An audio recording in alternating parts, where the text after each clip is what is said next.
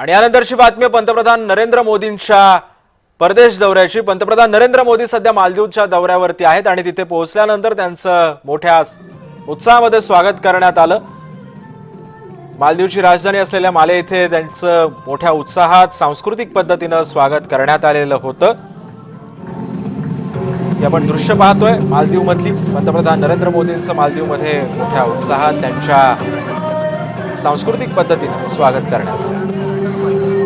पंतप्रधान नरेंद्र मोदींचा मालदीव दौरा हा अतिशय महत्त्वाचा मानला जातोय। मालदीव आणि भारतासंबंधितले जे काही संबंध होते ते गेल्या काही दिवसांपूर्वी जरा खटके उडालेले होते, काही वितुष्ट आलेलं होतं। मात्र आता हा मोदींचा जो दौरा आहे तो आता अतिशय महत्त्वाचा मानला जातोय।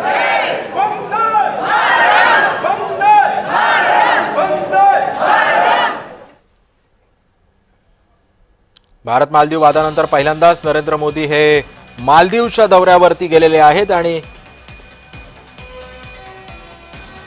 दरम्यान या संदर्भामध्ये अधिक माहिती देतात माझे सहकारी प्रशांत सागवेकर सध्या आपल्या सोबत आहे। प्रशांत सर, मालदीवचा दौरा मोदींचा जो दौरा आहे तो अतिशय महत्त्वाचा मानला जातोय, तर काय या संदर्भातले अधिकचे अपडेट्स आहेत? नक्की पंतप्रधान मोदी आता मालदीवच्या दौऱ्यावरती आहेत। राष्ट्रपती मोहम्मद मुइझू हे त्यांच्यासोबत असणार आहेत। त्यांना आमंत्रित केलेलं होतं।